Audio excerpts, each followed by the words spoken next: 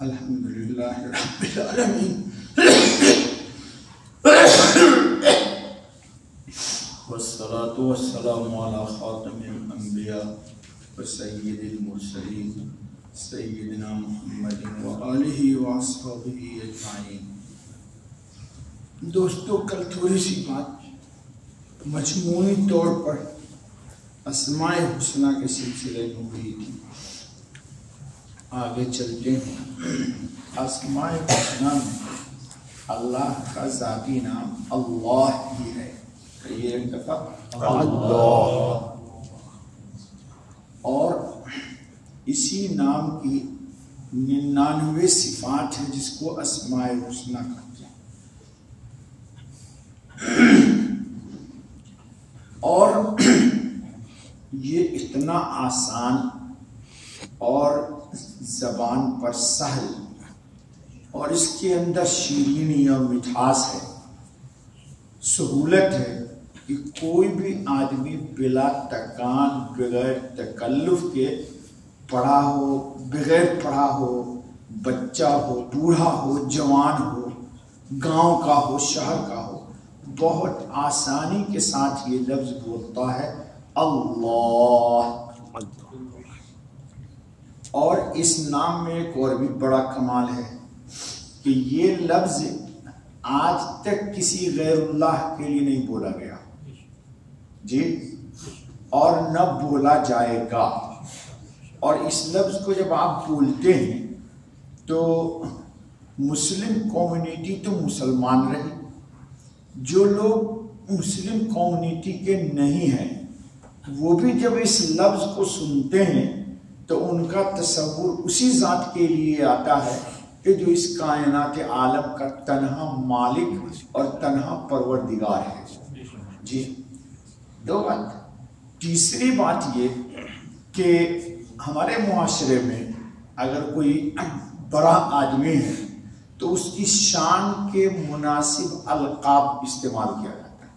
اگر آپ القاب استعمال نہ کریں، القاب سمجھ گئے، حضرت فلانا فلانا فلانا فلانا فلانا، لمبی کہانی، پھر اس کا نام آتا ہے۔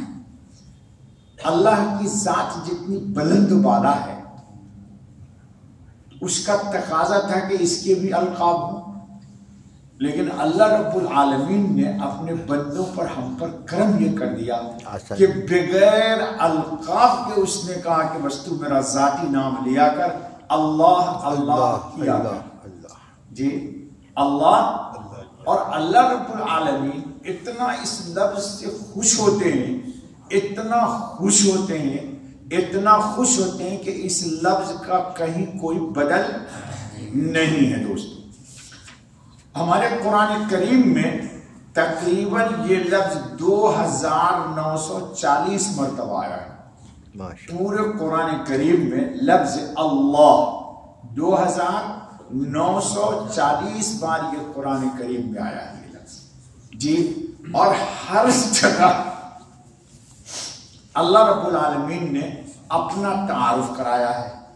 بعض قرآن کی آیتوں میں آپ جب پڑھیے گا تو آیت کی ابتدا ہی لفظ اللہ سے ہوتی ہے۔ مثلا اللہ لا الہ الا هو الحی القیوم، اس پوری آیت میں، آیت الکرسی میں اللہ کا تعارف۔ اسی طرح آپ سورہ نور میں چلیے، اللہ نور السماوات والارض مثل نورہ کمشکاۃ فیہا مصباح، پوری آیت پڑھ جائیے، اللہ رب العزت کا تعارف اللہ نے کرایا ہے۔ چونکہ اللہ کا تعارف کرا دے گا کون؟ اس شان کا تو کوئی ہے ہی نہیں، تو اس لیے اللہ نے اپنے بندوں کو خود اپنا تعارف کرایا ہے۔ اس لیے جو آپ میں پڑھے لکھے لوگ ہیں، قرآن کریم جب پڑھا کیجئے تو یہ قرآن اپنا اسپیشل بھی دیکھیے، اس دن بھی میں نے کہا تھا ترجمے والا، اور ہر وہ لفظ جس میں اللہ کی سے آیت کی ابتدا ہوتی ہے اس میں دیکھیے گا اللہ اپنا تعارف کراتے ہیں کہ تو جو اللہ اللہ کہتا ہے یہ اللہ ہے کون، اس کو سمجھنے کی کوشش کر، اس کو پہچاننے کی کوشش کر۔ اچھا بھائی دوستو، تو گویا کہ یہ خالق کائنات کی ذات کا نام ہے۔ اللہ کس کا نام ہے؟ اس پوری کائنات عالم کا جو خالق ہے اس کا نام کیا ہے؟ اللہ۔ جو تمام اعلیٰ صفات و خیر و برکت کا سر چشمہ ہے۔ ابھی آپ نے پڑھا، سنا امام صاحب سے، تبارک الذی بیدہ الملک، برکت والی ہے وہ ذات، تو ذات کون ہے؟ اللہ ہے۔ یعنی اگر آپ زندگی میں برکت چاہتے ہیں تو اس نام میں موجود ہے، اپنی اولاد میں برکت چاہتے ہیں تو اس نام میں موجود ہے، کسی بھی چیز کی برکت چاہتے ہیں تو اس نام کو لیجئے، وہ برکت آپ کو حاصل ہوگی، لیکن یقین کے ساتھ۔ یہ نام اس کے سوا نہ کبھی کسی کے لیے بولا گیا اور نہ بولنا صحیح ہے۔ اللہ ہی آپ کی محبتوں کا حقیقی مرکز ہے۔ مرکز کون ہے ہماری محبت کا؟ اللہ۔ سب کٹ کٹا جائیں گے لیکن اللہ ممکن ہی نہیں ہے کہ ہم اس کو چھوڑ دیں یا وہ ہمیں چھوڑ دے۔ قرآن نے کہا وَهُوَ مَعَكُمْ أَيْنَمَا كُنْتُمْ وَلَكِنْ لَا تُبْصِرُونَ، تم جہاں کہیں بھی تمہارے ساتھ ہو۔ آپ کو دیکھ تجربہ ہوا ہوگا کہ جہاں کوئی رات کی تاریکی میں اکیلے تنہا جا رہے ہیں تو آپ بلا ارادہ آپ کے دل سے نکلے گا یا اللہ میری حفاظت فرما، یا اللہ میری حفاظت فرما۔ وہی آپ کی عبادت اور قربانی کا تنہا مستحق ہے اور وہی تمام خطرات سے حفاظت کی واحد پناہ گاہ ہے۔ اگر کوئی چیز آپ کو ستا رہی ہے، یہ قرآن میں ہے کہ شیطان تم کو ورغلائے، بات اس پر ہو چکی، یہ فاستعذ باللہ، تو اللہ سے پناہ لے رہے، تو شیطان بھاگ جائے گا جی۔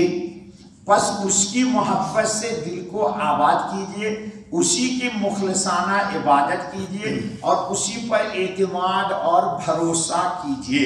قرآن کریم اس سلسلے میں بے شمار آئے تھے لیکن درس ہمارا رہ جاتا ہے، اس لیے ہم آگے چلتے ہیں۔ اللہ وہ ذات ہے جس نے تمام کائنات عالم کو پیدا کیا۔ لفظ اللہ اس ہستی کا اسم ذات ہے جس نے تمام کائنات عالم کو پیدا کیا، اور وہ ذات تمام کمالات کی جامع اور تمام عیوب و نقائص سے پاک ہے۔ ہم بچے تھے نا جو پڑھتے تھے اسکول میں مولانا اسماعیل کی کتاب، تو اللہ پاک بے عیب ہے۔ اب تو یہ سب کتابیں نہیں پڑھائی جاتی، اب تو خرافات پڑھائی جاتی۔ اس لفظ کے معنی وہ ذات جو عبادت کے لائق ہے۔ اللہ کا مطلب سمجھ لیے، معنی کیا ہے؟ وہ ذات جو عبادت کے لائق ہے۔ تو معلوم یہ ہوا کہ عبادت کے لائق اللہ کے سوا کوئی بھی نہیں ہے جی۔ اکثر علماء کہتے ہیں کہ باری تعالیٰ کے ناموں میں لفظ اللہ یہ نام سب سے بڑا ہے، یعنی اسم اعظم یہی لفظ اللہ ہے۔ آپ جو جھوٹتے رہتے ہیں کہ اسم اعظم ملے، لیکن اسم اعظم اس شخص کے لیے جس کے یہاں پر اللہ کے سوا کوئی نہ ہو، تو ایک دفعہ نام لے گا ہو جائے گا اس کا مسئلہ حل۔ اور ہم لوگوں کے یہاں تو پتہ نہیں بلدیہ کا ڈرام پڑا ہوا ہے، اس کی کہانی، وہ یہ کہتا ہے، وہ یہ کہتا ہے، وہ یہ کہتی ہے، وہ یہ کہتی ہے، تو کہتا ہے یا کہتی ہے وہ ادھر ہے، تو پھر وہ کیسے آئے گا؟ اچھا ایک بات بتاؤ لو جی، اللہ کون ہے؟ پاک ہے یا ناپاک ہے؟ استغفر اللہ۔ تو اللہ پاک ہے تو پاک دل میں آئیں گے یا ناپاک دل میں آئیں گے؟ اگر اس میں غیر اللہ ہے تب تو دل ناپاک ہے، تو ناپاک دل میں اللہ کیسے پاک آئے گا؟ تو پہلے اس کو پاک کرنا پڑے گا۔ اس کو کیا کرنا پڑے گا؟ پاک کرنا۔ سنو، امام اعظم ابو حنیفہ، امام طحاوی، امام فخر الدین رازی کا یہی مذہب ہے کہ لفظ اللہ ہی اسم اعظم۔ امام اشعری کو ان کی وفات کے بعد کسی نے خواب میں دیکھا اور اسے پوچھا تو فرمایا کہ اللہ تعالیٰ نے صرف اس بات پر مجھے بخش دیا کہ میں لفظ اللہ کے اسم اعظم ہونے کا قائل تھا۔ میں چونکہ یہ قائل تھا کہ لفظ اللہ ہی اسم اعظم ہے، تو اللہ نے کہا بس اس نام کی لاج ہے کہ تیری مغفرت ہوئی۔ جی بعض علماء کہتے ہیں کہ اسم اعظم ہو ہے۔ کیا ہے؟ ہو۔ وہ ایک سلطان باہو ہے، ان کا ایک شعر سناؤں گا، ان کے اشعار تو بہت ہے پنجابی میں، مجھے کچھ سمجھ بھی نہیں آتا ہے، لیکن چند اشعار سلطان باہو، ان کے ہر شعر میں ہے ہو ہے میرے پاس ان کا دیوان سلطان باہو، پنجاب میں تمہارے پاکستان میں۔ سنو، اب بعض کہتے ہیں کہ اللہ سے اسم اعظم، اللہ تعالیٰ نے اسم اعظم کو مخفی رکھا ہے، اس کا علم کسی کو نہیں دیا، بہرحال اللہ اسم اعظم ہو یا نہ، تاہم عوام کو چاہیے کہ وہ اس نام کو اپنی زبان پر جاری رکھیں اور خشیت و تعظیم کے طور پر اس نام کے ساتھ ذکر کریں۔ خلوت میں اللہ اللہ اللہ اللہ اللہ، یہ مفرد بھی ہوتا ہے اور ایسے بھی ہوتا ہے، اللہ اللہ اللہ اللہ اللہ اللہ اللہ اللہ، دو ضربی بھی ہوتا ہے۔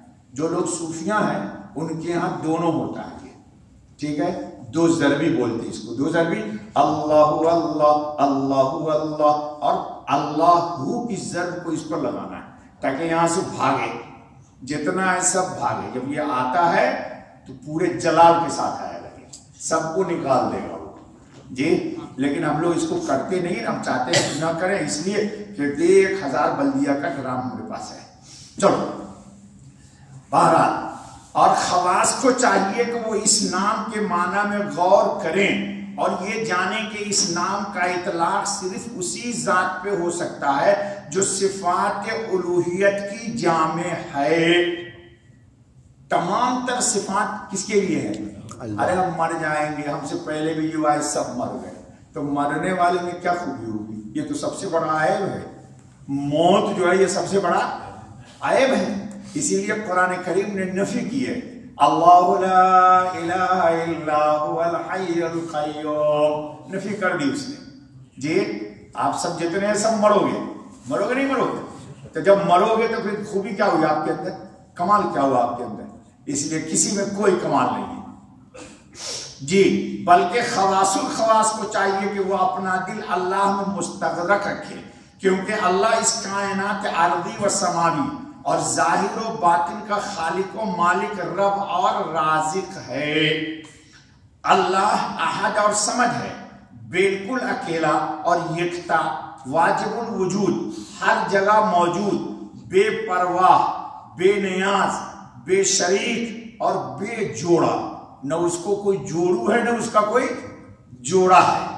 اللہ تمام اسما میں سب سے حسین، میں نے ابھی بتا دیا اس نام میں کتنا ہے، وہ ہمارے حضرت کا شعر ہے، اللہ اللہ کتنا پیارا نام ہے، عاشقوں کا مینا اور جام ہے۔ یہ ہمارے پیر صاحب کا شعر ہے کہ وقت صاحب، اللہ اللہ کتنا پیارا نام ہے، عاشقوں کا مینا اور جام ہے۔ اس نام میں بڑا کمال ہے، اس نام کو ذکر کرنے سے انسان کے اندر اللہ کی طرف کشش ہوتی ہے، یعنی وہ ذات جس کا آپ نام لیتے ہیں اس کی طرف سے تجلی آئے گی اور دل کو صاف کرے گی، اور اس کی طرف رواں رواں دواں دواں آہستہ آہستہ انشاءاللہ اس کی طرف چلنے لگے گا۔ سب